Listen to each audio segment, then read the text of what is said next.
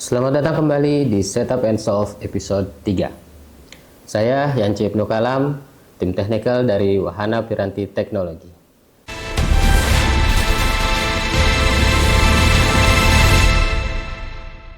Pada episode kali ini, saya akan berbagi tutorial bagaimana cara create database menggunakan storage engine ARIA di MariaDB Enterprise Server. Check this out.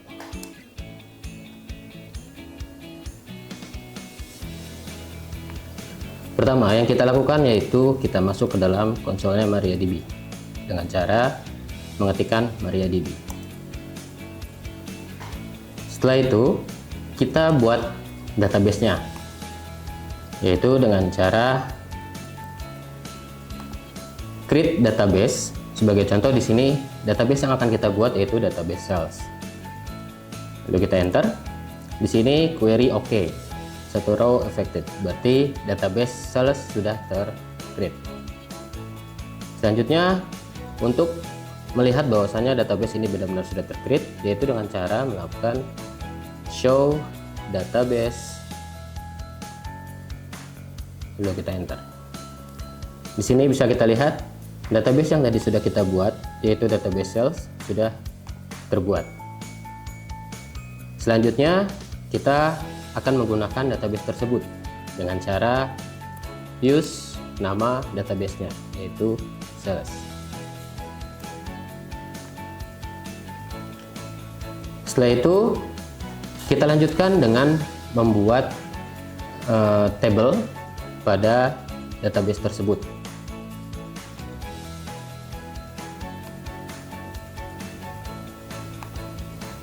Sebagai contoh di sini kita akan membuat database dan membuat tables dengan nama office. Ya, kita coba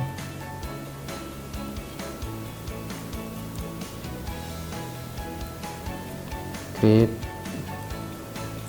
tables.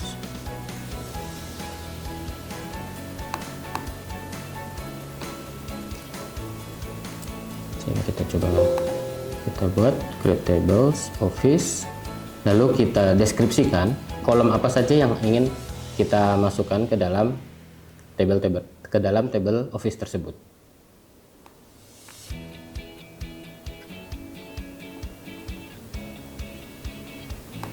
Pertama ada kolom office code dengan tipe data varchar, lalu dengan tipe data varchar dengan panjangnya yaitu 10.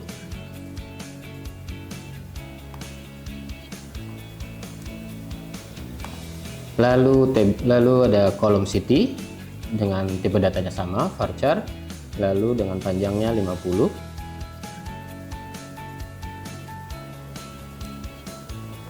Lalu address line,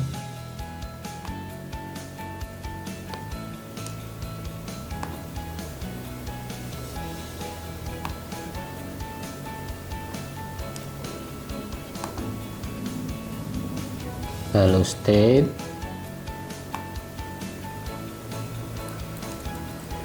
lalu table country, lalu kolom country,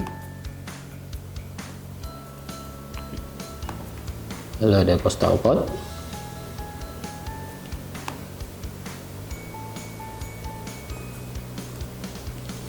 lalu ada territory,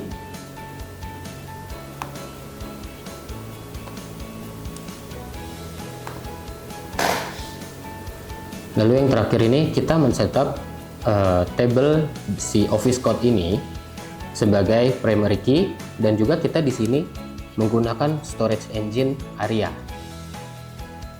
FYI, MariaDB itu memiliki beberapa storage engine, yaitu ada InnoDB, di mana InnoDB ini merupakan default engine yang sudah disediakan oleh MariaDB untuk transactional workload.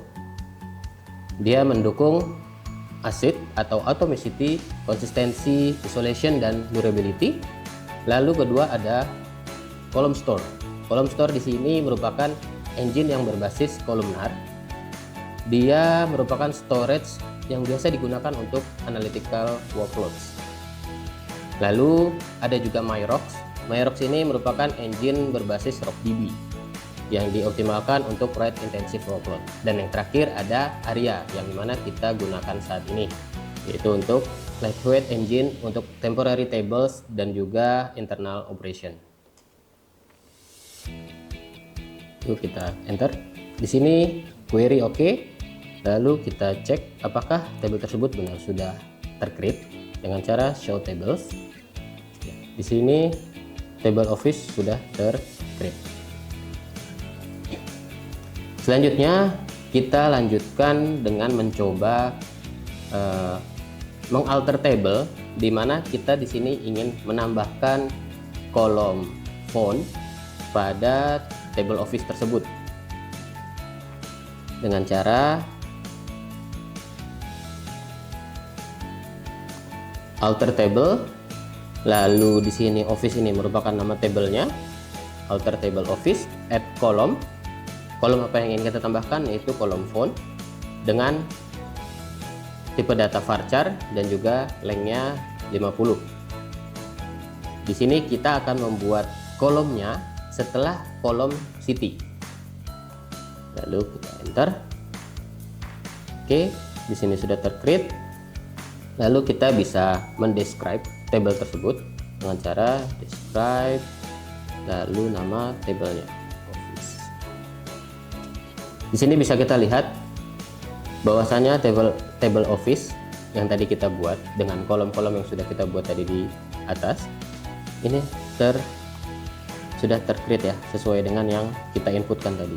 Ada kolom office code, city, font, address line 1, address line 2, state, country, postal code, dan territory.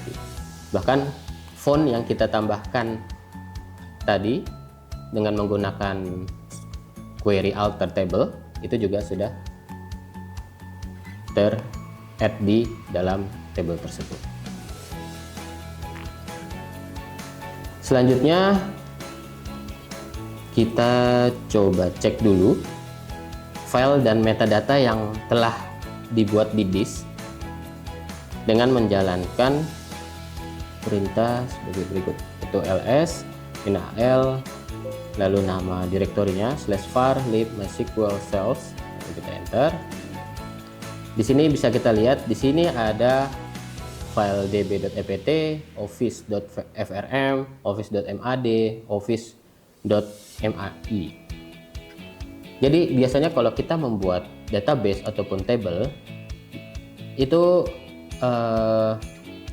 sistem akan membuat atau menghasilkan file dengan ekstensi tertentu tergantung dengan storage engine yang kita gunakan, serta akan menyertakan metadata yang menyimpan informasi struktur table, kolom, dan indeks.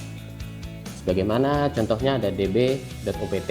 db.opt ini merupakan file yang menyimpan konfigurasi default untuk database yang bersangkutan atau yang kita buat tadi. Misalnya pengaturan karakter set, terus ada collection gitu, yang digunakan oleh si database tersebut. Lalu ada office.frm. Office.frm ini Office.frm ini dimana ini berisi definisi struktur table dari si office tersebut yang tadi sudah kita buat. Di dalamnya itu tersimpan informasi mengenai kolomnya, tipe datanya, indeksnya, dan juga constraints, misalnya primary key. Lalu ada juga office.mad. Office.mad ini merupakan file data untuk area storage engine. Disinilah baris-baris data aktual dari table office akan disimpan. Lalu ada office.mai. Office.mai ini merupakan file index untuk area storage engine. Itu dia akan menyimpan informasi indeks yang digunakan untuk mempercepat pencarian data pada table office. Seperti itu. Selanjutnya yang akan kita lakukan, kita akan mencoba melakukan load data ke dalam database si sales tadi yang sudah kita buat. Adapun caranya, yaitu kita melakukannya di luar, tidak di dalam konsol MariaDB tapi di luarnya, yaitu dengan cara MariaDB terus nama database-nya yaitu database sales, lalu kita masukkan, biasanya kalau kita membackup data itu kan file extensionnya itu .sql gitu kan. Nah itu kita ibaratnya bisa kita load datanya, data si .sql-nya, yang mana data .sql-nya ini itu berada di /home MariaDB training sample database sales. Kita enter. Oke. Selanjutnya kita masuk ke dalam konsol MariaDB dengan langsung ke dalam database sales-nya yang sudah tadi kita buat, MariaDB sales. Oke, di sini sudah menunjukkan bahwasanya kita sudah berada di dalam database sales. Lalu kita coba melakukan select. Select ini berarti menampilkan data dari si data-data yang ada di dalam database tersebut maupun di dalam tabel yang sudah ada. Sini kita akan select bintang. Select bintang di sini berarti menampilkan semua data from Office. Office ini merupakan tabelnya. Jadi kita akan melihat semua data yang ada di dalam table Office ini. Select bintang from Office, lalu kita enter. Di sini bisa kita lihat, di sini jumlah datanya ada 7. Jadi data yang tadi kita load itu sudah masuk ke dalam table si Office ini, dimana Office code-nya ada 1, 2, 3, 4, 5, 6, 7. Lalu ada city-nya ada San Francisco, Boston, New York City, Paris, dan lain sebagainya.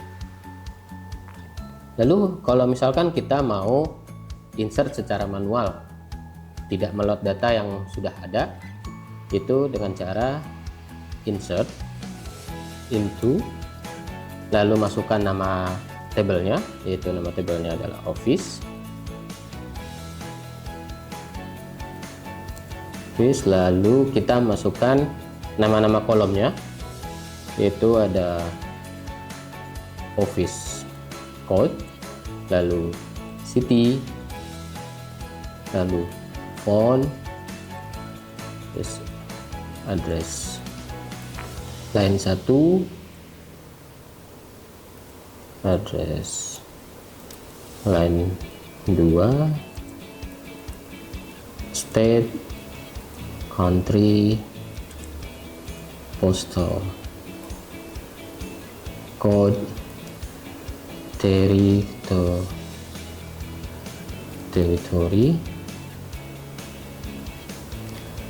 lalu values. Values di sini datanya itu pengen masukin apa? Values misal di sini terakhirnya adalah Office code-nya 7, misalkan kita masukin 8. Lalu kita masukkan city-nya misalnya Jakarta. Lalu font-nya misalkan kita inputkan +62, lalu misalkan 021 9901 misalkan. Setelah itu kita masukkan address line satunya, misal jalan Jakarta misalkan. Lalu address line 2 nya misal kita inputkan Jakbar misal. Lalu di state-nya kita misalkan inputkan 0 atau kita tidak mau mengisi.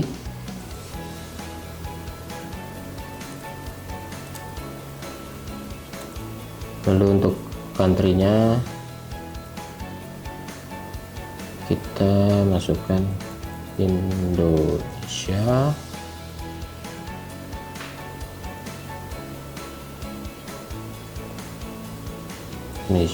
Postal code-nya misalkan 11612, 11620.